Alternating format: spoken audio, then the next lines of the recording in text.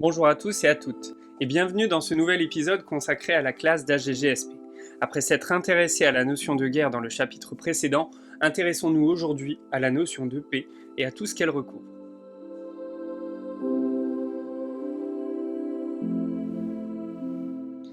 À partir du XVIIe siècle, s'élabore pour la première fois en Europe l'idée d'une paix organisée et durable via une entente entre les grandes puissances à travers la signature de traités véritablement internationaux et patiemment définis. C'est la naissance du multilatéralisme.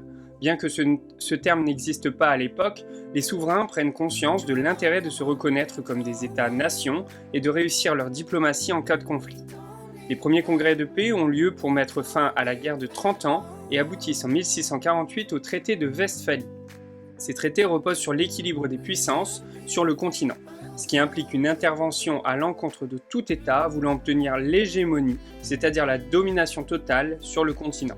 Cette logique perdure jusqu'en 1914. En effet, au XXe siècle, la Première Guerre mondiale met en échec ce système. L'idée de sécurité collective s'impose alors une première fois avec la Société des Nations, mais son échec lié à la Seconde Guerre mondiale la fit disparaître. Il faut attendre 1945 pour voir émerger l'idée de Nations Unies qui ont pour objectif d'aboutir à une diplomatie mondiale qui garantirait une paix perpétuelle. Notion théorisée par le philosophe allemand Emmanuel Kant au XVIIIe siècle. Ce dernier admet que la guerre est naturelle chez l'homme, mais cela ne la rend pas pour autant légitime. Ainsi, il souhaite faire en sorte que la paix, qui elle n'est pas naturelle, soit instituée de manière perpétuelle. Pour autant, nous avons vu dans le chapitre précédent que les conflits et les guerres n'avaient pas été éradiqués. Ainsi, on peut se demander en quoi la paix fait-elle l'objet d'un processus de construction et représente un défi pour la communauté internationale. Allez, c'est parti. La paix par les traités de Westphalie et l'émergence de la notion d'équilibre des puissances. La guerre de 30 ans s'est déroulée sur le continent européen de 1618 à 1648.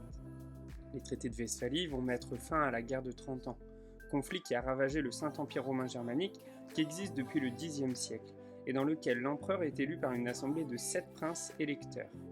La guerre de 30 ans débute en 1618 par un fait divers pour le moins étonnant. Les envoyés de l'empereur sont défenestrés à Prague en Bohême. En effet, les princes protestants se sont révoltés contre l'autorité de l'empereur Habsbourg car ils n'acceptent plus de devoir adopter la religion de leur suzerain, autrement dit le roi de Bohême, qui lui est catholique. Dans un contexte de revendication religieuse, le catholicisme les rebute. Cette règle d'adoption de la religion de son souverain supérieur avait été édictée en 1555 lors de la paix d'Augsbourg sous la formule suivante : tel prince, telle religion. Le conflit prit ensuite une dimension européenne avec l'intervention notamment de l'Espagne aux côtés de l'empereur chrétien, de la Suède, du Danemark et de la France aux côtés des princes protestants. La guerre de 30 ans est ainsi un empilement de 4 conflits différents. Un conflit constitutionnel sur le fonctionnement du Saint-Empire, un conflit religieux entre protestants et catholiques, un conflit pour la suprématie en Europe et un conflit territorial. À la suite de nombreux combats, 4 à 7 millions de morts et de 5 ans de négociations, plusieurs paix séparées sont signées à partir de 1629, sans mettre fin pour autant au conflit. Ce n'est qu'en 1643 que les princes et représentants de l'Empire réunis à Francfort obtiennent de l'empereur la tenue d'un congrès qui s'ouvre dans 2 villes de Westphalie, transformées en zone neutre, Münster et Osnabrück, en 1644. Quasiment tous les belligérants, soit 194 principautés, y participent. Ces conférences aboutissent en 1648 à 3 grands traités, prenant en compte toutes les dimensions du conflit.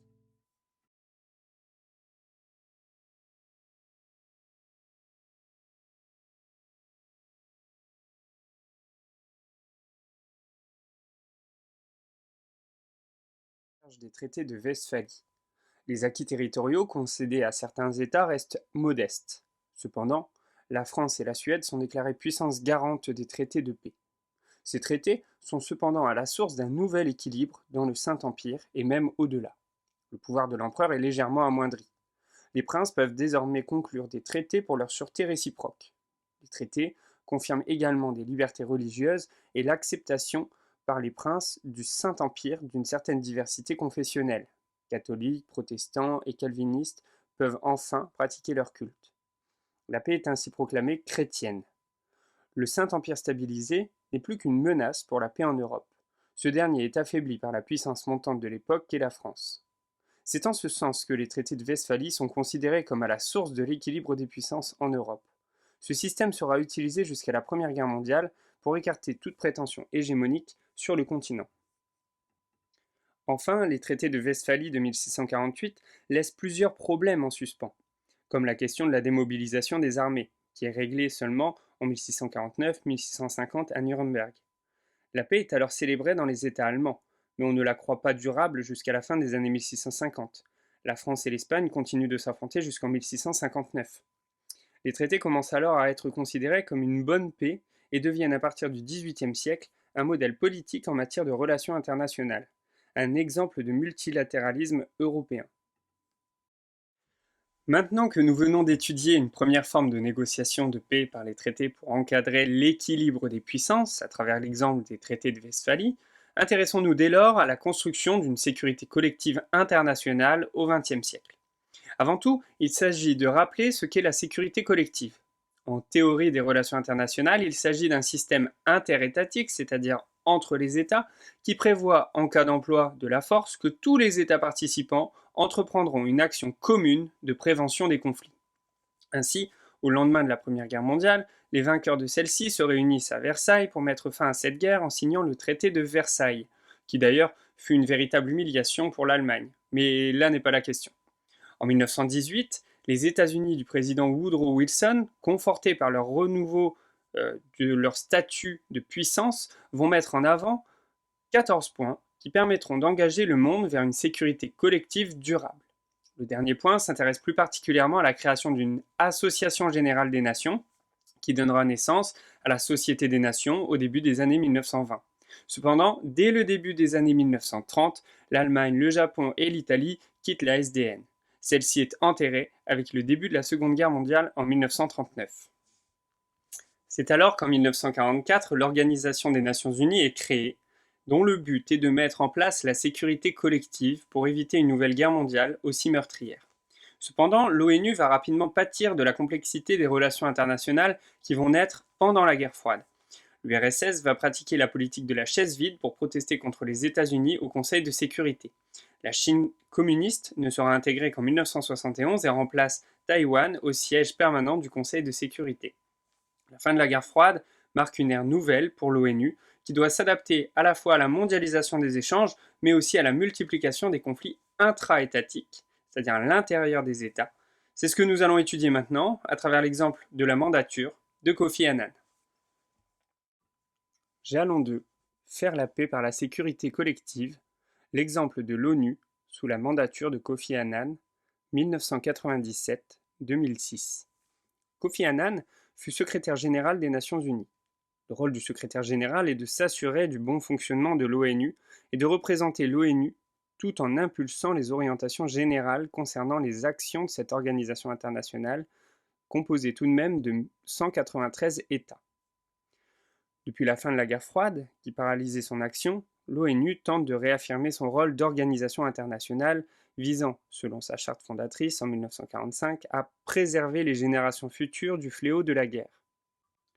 De nombreuses opérations de maintien de la paix sont menées par les casques bleus. En effet, la fin de la guerre froide a entraîné la multiplication des conflits intra-étatiques. De plus, 70 opérations de maintien de la paix sont comptabilisées entre 1948 et 2019, dont une quarantaine depuis 1989. Ainsi, la fin de la guerre froide n'a pas mis un terme au conflit, mais a plutôt encouragé les nationalismes et indépendantismes à s'éveiller et à se révolter. Ainsi, l'action de l'ONU, durant la première moitié des années 90, est marquée par des succès, avec la guerre du Golfe de 1991, mais aussi par de gros échecs, la guerre en ex-Yougoslavie de 1992 à 1995 ou encore le génocide rwandais en 1994. C'est dans ce contexte difficile que Kofi Annan arrive à la place de secrétaire général des Nations Unies. Il entreprend ou poursuit dès 1997 des actions variées pour préserver ou favoriser le retour de la paix. Dans cette perspective, il tente également de réformer l'ONU, dont le fonctionnement, prévu à l'origine pour une cinquantaine d'États, contre 185 en 1997, n'a jamais été revu en profondeur.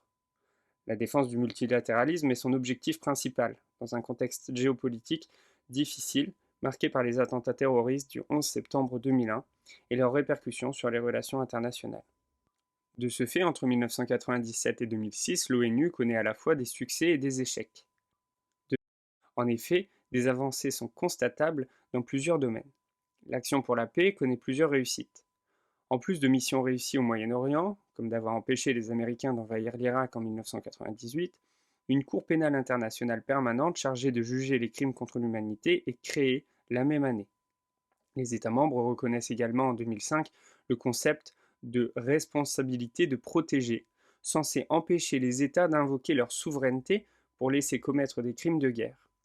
Pour leur travail pour un monde mieux organisé et plus pacifique, Kofi Annan et l'ONU sont récompensés en 2001 par le prix Nobel de la paix. Cependant, les années 2000 représentent aussi un tournant dans les relations internationales et l'échec du multilatéralisme. En 2003, l'invasion de l'Irak par George Bush Jr. surprend la communauté internationale car celui-ci est intervenu sans l'aval du Conseil de sécurité de l'ONU. Celle-ci assiste ainsi impuissante à cette guerre entre une coalition internationale menée par les États-Unis et l'Irak. Kofi Annan n'est pas parvenu à convaincre les États d'accepter une réforme en profondeur de l'ONU. Le Conseil de sécurité n'est pas réorganisé et la réforme administrative, qui devait alléger la tutelle de l'Assemblée générale, est refusée par des États en développement craignant de perdre encore plus d'influence. Le rôle de l'ONU, malgré les nouvelles conflictualités et les nouveaux acteurs, reste indispensable dans la construction d'une paix durable après un conflit. Considérant que la paix ne peut être retrouvée qu'à travers une action plus globale, les services de l'ONU accompagnent les gouvernements des États qui ont été touchés par une guerre et qui ont un besoin de reconstruction politique et économique. Depuis 2008, la doctrine onusienne de paix durable a codifié les progrès nécessaires pour atteindre cet objectif. Mais les ambitions affichées sont souvent en décalage avec les moyens mis en œuvre. Les budgets et moyens humains sont insuffisants et se heurtent aux réticences des populations concernées, à un état de guerre latent dont les causes peinent à être éliminées. Et sans besoin de reconstruction, les missions d'observation et de maintien de la paix tendent parfois à s'éterniser. Par exemple, la mission en Inde et Pakistan est en place depuis 60 ans et celle au Liban depuis 41 ans. Pour conclure, organiser la paix est un véritable défi pour les sociétés humaines. Nous avons pu voir que la paix pouvait, selon les siècles, être de nature diverse. En effet, en 1648, lors de la guerre de 30 ans, la paix se fait par les traités et ce pour la première fois. L'objectif principal de cette paix n'est pas de cesser la guerre, mais de régler la question de l'équilibre des puissances sur le continent. A l'inverse, au XXe siècle, après les deux traumatismes des guerres mondiales, émerge l'idée d'une sécurité collective à travers la création de l'ONU en 1944. C'est alors la mise en œuvre de tous les moyens possibles pour prévenir la guerre. Cependant, avec l'évolution de la nature des conflits contemporains, la paix est parfois difficile à établir. Voilà, ainsi s'achève ce nouvel épisode concernant l'élaboration de la paix. J'espère que cela vous a plu, n'hésitez pas à vous abonner. Merci pour vos soutiens, je vous dis à très vite pour un nouvel épisode.